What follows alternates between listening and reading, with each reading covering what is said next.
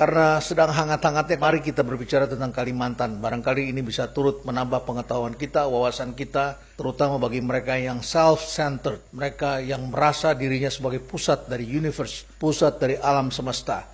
Jangan-jangan sepengetahuannya hanya sekitar tempat tinggalnya saja. Dengan tempat tinggalnya di kota besar, dia merasa daerah terpencil itu tidak layak untuk ditinggali. Padahal Indonesia telah jauh berubah dan universe ini begitu luas. Indonesia ini begitu luas. Alamnya begitu kaya, masyarakatnya berbeda satu dengan yang lainnya. Jadi pembicaraan tentang Kalimantan ini saya mulai dulu dengan pengetahuan yang saya dapatkan. Ini supaya kita tahu dulu bersama-sama. Jadi saya bicara ini dari apa yang saya lihat sendiri dengan mata kepala sendiri. Kalimantan adalah pulau besar yang kota-kotanya paling sering saya kunjungi selama perjalanan karir saya. Karena saya adalah dosen terbang di Universitas Tanjung Pura di Pontianak selama lebih dari 10 tahun. Jadi saya mempunyai mahasiswa yang adalah rata-rata calon bupati atau bupati itu sendiri, anggota DPRD, polisi juga di sana, juga ada pengusaha, tokoh masyarakat, dan para akademisi di Pontianak. Saya kenal betul masyarakat di sana. Saya tahu masyarakatnya seperti apa. Kemudian saya juga pergi ke Kalimantan Tengah, ke Palangkaraya. Saya pernah ditugaskan untuk menjajaki andaikan bandara di Palangkaraya kemudian menjadi bandara ibu kota. Ada duga-duga pada waktu itu antara lain alternatifnya calon ibu kota adanya di Palangkaraya. Karena dulu Bung Karno pernah mendapatkan bantuan dari pemerintahan Rusia untuk mendesain kota itu. Dan kotanya memang tertata baik sekali. Bahkan ada seorang pengusaha yang telah melakukan spekulasi, membeli tanah cukup besar di daerah Palangkaraya untuk mendapatkan space sebelum menjadi ibu kota negara. Dan ternyata Presiden Jokowi memilih tempat yang lain. Kemudian bergeser sedikit dari Palangkaraya, kita pergi ke Pangkalan Bun, jalan sedikit sekitar 1-2 jam ke pedalaman, dan akhirnya saya bertemu dengan kawan-kawan di Kabupaten Lamandau. Kebetulan juga saya dipercaya dan diberikan gelar adat Dayak. Maaf, ini bukan flexing karena gelar saya bukan sultan, tetapi ini adalah sebuah nama pemberian dari sahabat-sahabat saya, orang-orang dari suku Dayak di Kabupaten Lamandau. Saya diberikan nama sebutan sebagai Mas Agung Jayo Pembuku Hati Palapang Dado.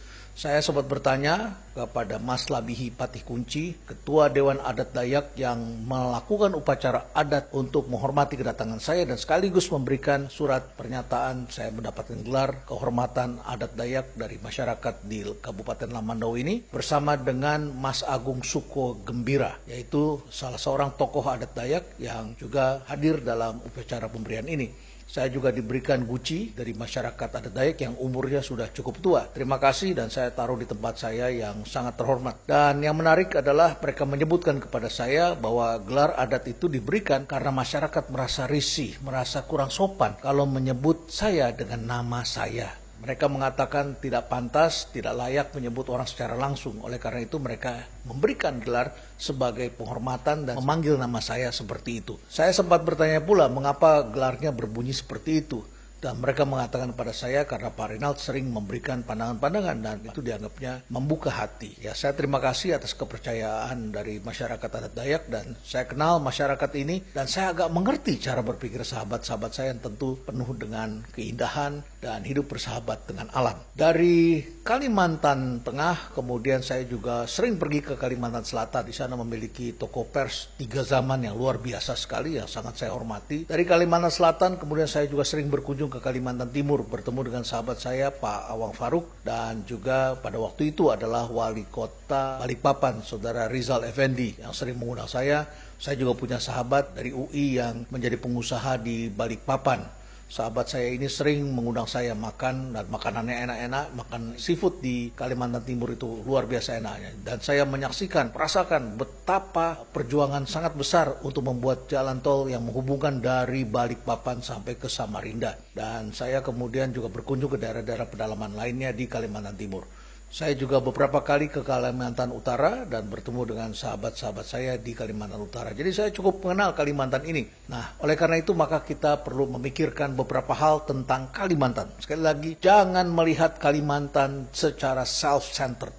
Seakan-akan diri Anda sendiri sebagai pusat dari tata surya ini. Dan orang-orang yang self-centered ini agak mendekati selfish akhirnya. Mereka mengatakan fokusnya ada pada saya. Ini agak mirip dalam peradaban ketika kita memasuki dunia yang disebut metaverse.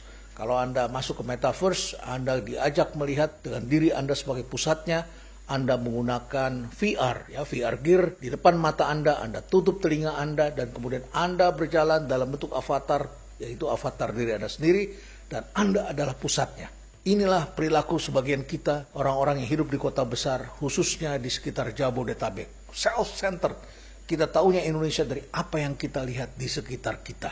Pengalaman saya pada tahun 1998 ketika saya baru kembali dari studi saya di luar negeri, kemudian setelah itu Indonesia mengalami krisis tahun 98, luar biasa sekali, multidimensi, banyak orang kehilangan pekerjaan, demo di mana-mana, perusahaan kemudian banyak yang disita asetnya oleh BPPN pada masa itu untuk penyihatan perbankan, dan kemudian kita menyaksikan banyak sekali pengamat yang menganalisis ekonomi Indonesia dari apa yang dilihat di Jakarta. Ketika daya beli di Jakarta turun luar biasa, dikatakan Indonesia turun. Indonesia ini 60-70% peredaran uangnya memang di Jakarta. Jadi melihatnya seakan-akan seluruh Indonesia seperti itu. Padahal di banyak pulau di Indonesia kita menyaksikan mereka justru gegap gembita menyambut era baru. Ketika itu terjadi krisis karena kurs dolar kemudian melejit dari harga sekitar 2.500 menjadi 7.000, kemudian menjadi 15.000, kemudian sempat mendekati Rp20.000 pada waktu itu, dan akhirnya banyak orang yang menderita karena banyak menggunakan barang impor. Karena importnya menjadi mahal. Tetapi sahabat-sahabat saya di Kalimantan, di Palembang, di Aceh dan sebagainya yang ekspor, yang mempunyai kopi, di Kalimantan mempunyai batu bara, mempunyai sawit, mempunyai produk-produk komoditas lainnya. Itu justru berjaya luar biasa, dan mereka mendapatkan uang, bisa membangun hotel, bisa menyekolahkan anak sampai ke luar negeri. Sementara kita yang berada di Jabodetabek menderita luar biasa saat itu. Orang-orang self-center biasanya melihat dunia ini dari apa yang dia lihat, dia mengkaji segala sesuatu dengan melihat dirinya sebagai pusatnya.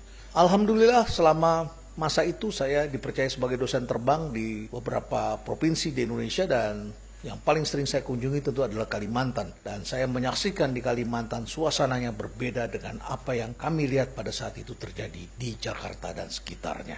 Jadi sekali lagi, ketika kita berbicara tentang ibu kota negara baru, berbicara tentang Kalimantan, atau berbicara tentang daerah lain di Indonesia, jangan self-centered, jangan merasa diri kita benar sendiri. Itu yang pertama. Yang kedua, mengapa Kalimantan? Karena di Kalimantan justru terdapat energy of the future. Ya, kita semua bicaranya sekarang mobil listrik, kita bicaranya sepeda listrik, motor listrik, semuanya kendaraan listrik, dan kita ingin mendapatkan energi terbarukan. Produk-produk galian tambang di Kalimantan Anda bisa sebutkan dari mulai batu gamping, biji besi, migas, batu bara, emas, nikel, sampai intan Anda bisa dapatkan. Tidak semua pulau ada intannya. Jadi luar biasa sekali di Kalimantan ini. Tetapi di Kalimantan juga terdapat energy of the future, energi masa depan yang terbarukan, yang kita kenal sebagai green energy. Dan green energy ini dimungkinkan karena ada sungai besar di Kalimantan Utara, yaitu Sungai Kayan, yang bisa menghasilkan listrik tenaga air, diperkirakan akan bisa mencapai sekitar 21,9 ribu megawatt. Barangkali di masa depan bisa ditingkatkan lagi. Jadi ini adalah energi hijau yang menjadi energi masa depan. Jadi tidak mengherankan Presiden Jokowi dalam berbagai kesempatan justru menantang negara-negara barat. Kami siap untuk masuk ke dalam green and blue energy. Dan salah satunya ada di Kalimantan Utara, yaitu di Sungai Kayan. Jadi sekali lagi ini adalah energy of the future, ada di sana. Jangan main-main karena Kalimantan ini menyimpan potensi yang besar sekali. Itu adalah yang kedua. Sekarang mari kita lihat yang ketiga. Sebagian orang sering menghina Kalimantan itu hutan, siapa yang mau tinggal di sana? Itu adalah tempat, ya segala macam lah disebutkan, saya tidak ingin mengulanginya lagi. Menurut saya ucapan-ucapan itu berasal dari kita yang self-centered, dan kita merasa kota seperti ini adalah segala-galanya. Saya ingin memberitahu kepada Anda, justru sebagian besar orang yang tinggal di kota besar sekarang merasa tidak nyaman. Di kota besar persoalan-persoalan polusi itu luar biasa, kriminal, sampah, banjir, you name it, banyak sekali. Tetapi sekarang justru masyarakat dunia melihat hal yang berbeda. Ketika sebagian manusia bercita-cita tinggal di metaverse, justru kita harus menjaga universe. Karena disitulah kita mendapatkan oksigen, kita mendapatkan kehidupan. Seperti apa universe yang harus dipelihara? Kota yang disebut sebagai forest city. Kota yang dilengkapi dengan pohon-pohon besar. Bukan pohon yang sekarang banyak ditanam orang kota. Pohon janda bolong, keladi-keladian, aglonema, dan sebagainya. Pohon yang kecil-kecil. Harus ditanam seperti itu karena tidak ada lahannya lagi. Kita menyaksikan justru di Kalimantan masih banyak pohon-pohon besar dan hutan itu adalah bagian dari kehidupan. Justru sekarang kita harus menjaga agar tidak terjadi deforestasi, kita harus menjaga agar hutan itu bersahabat dengan kita dan kita harus menjaganya. Jadi forest is the future, bukan the past. Sama seperti ketika kita melihat desa. Bagi sebagian orang yang mungkin dia bermimpi untuk tinggal di mega city, dia berpikir barangkali kota itu segala-galanya, dia melihat kota is the future dan desa is the past. Keliru. Desa is the future. Forest is the future. Jadi bagi saudara-saudara yang mengata-ngatai hutan, mengata-ngatai tempat sebagai tempat terpencil, tempat yang tidak indah, Anda keliru. Justru Anda hidup dari oksigen dan oksigen itu dihasilkan dari pohon-pohon besar. Jadi forest is the future. Itu yang ketiga. Dan yang keempat adalah people. Jadi kita sudah bicara tentang energy of the future dan forest is the future dan kita bicara people. Tentang people ini dalam masyarakat ini penting sekali kita pahami. Kita penting untuk memahami budaya di luar budaya ibu kita. Kita perlu memahami orang lain karena dengan berempati kita bisa menjalankan semangat persaudaraan kita. Kita tidak menjadi self-centered. Kita memahami budaya orang lain, perasaan orang lain, bahasa orang lain. Tanpa orang lain kita siapa? Kita menjadi nobody. Tetapi dengan adanya orang lain, hidup kita menjadi sangat bermakna. Di Kalimantan kita menemukan orang yang sangat rendah hati. Menurut saya, sepanjang perjalanan saya, orang yang sangat lembut itu antara lain ada di Kalimantan. Sebagai seorang dosen terbang di Kalimantan Barat, saya diajarkan oleh kawan-kawan saya. Mereka mengatakan ada 3 suku besar di Kalimantan Barat, yaitu orang Melayu, orang Dayak, dan kemudian ada orang Tionghoa. Mereka mengatakan ini suku besar yang ada di Kalimantan Barat dan mereka sudah ada lebih dulu daripada para pendatang yang datang dari Pulau Jawa dan pulau-pulau di sekitarnya. Kemudian kita sudah tahu orang Dayak itu budayanya seperti apa, betapa mereka rendah hati, lembut. Mereka bukan orang-orang yang agresif, tetapi diamnya mereka itu jangan dianggap lemah. Mereka adalah orang yang sangat dekat dengan alam, yang menjaga alam, tahu bagaimana berjuang. Dan mereka adalah orang-orang yang jujur dan kemudian mereka juga orang yang sangat menghargai orang lain dan mereka siap juga berjuang kalau ada hal-hal yang tidak pantas yang mengancam kehidupan mereka. Nah, selain orang Dayak, ada orang Melayu. Saya tanya, apa bedanya Melayu di sini dengan Melayu di Sumatera? Mereka mengatakan pada saya, kalau di sini orang Melayu itu bisa saja dia dulunya orang Dayak atau orang Tionghoa, tapi menjadi orang Melayu karena mereka berbicara dengan dialek setempat dan beragama Muslim. Ini kata mereka. Jadi orang Melayu ini dekat dengan orang Dayak dan dekat dengan orang Tionghoa. Mereka sudah hidup ratusan tahun bersahabat turun-temurun, bahkan mempunyai keluarga yang saling terhubung satu sama lain. Nah, kemudian datanglah para pendatang-pendatang lain, termasuk dari Jawa ini cukup banyak, juga dari Madura.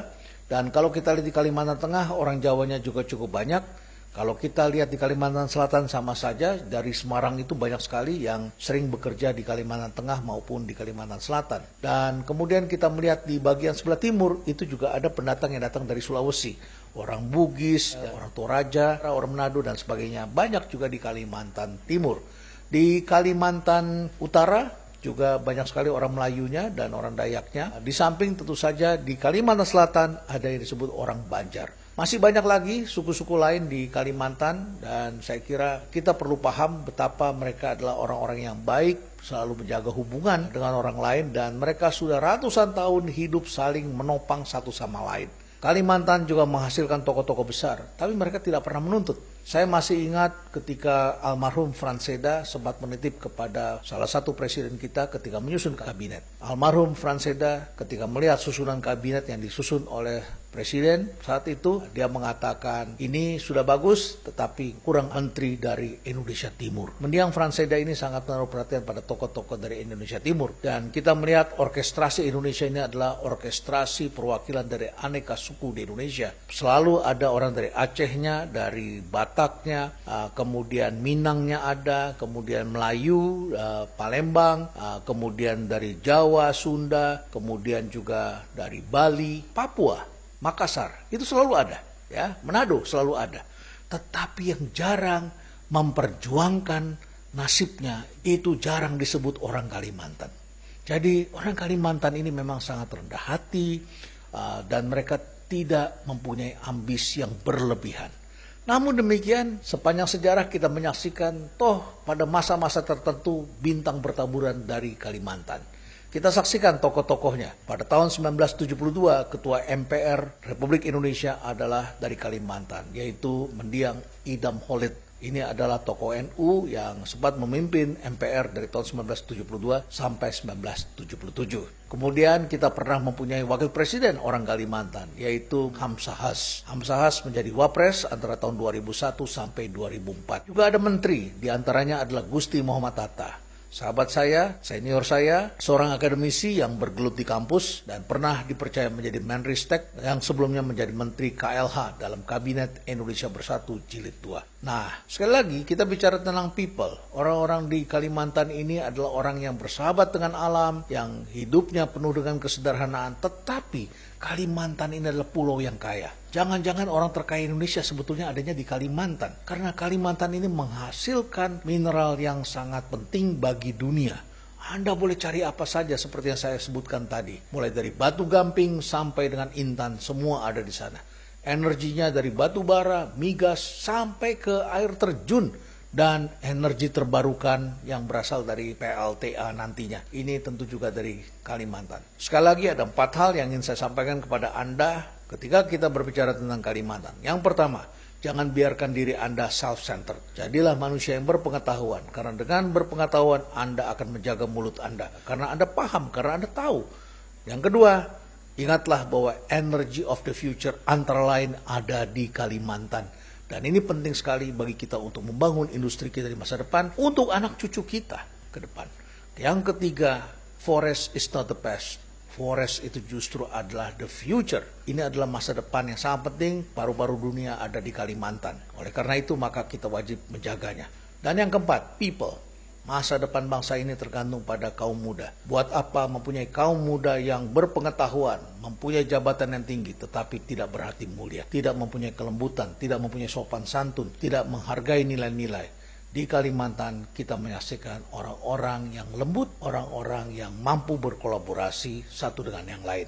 Mari kita tingkatkan terus pengetahuan kita karena orang yang berpengetahuan akan menjaga mulutnya. Kalau Anda menjadi politisi, Anda akan menjadi politisi yang bijak yang menyatukan bangsa ini. Kalau Anda menjadi pemimpin, Anda bisa membangun bangsa ini karena Anda tahu apa yang terjadi di sekitar Anda. Jangan membangun segala sesuatu dengan cara berpikir diri kita sebagai pusat dari alam semesta ini. Stay relevant.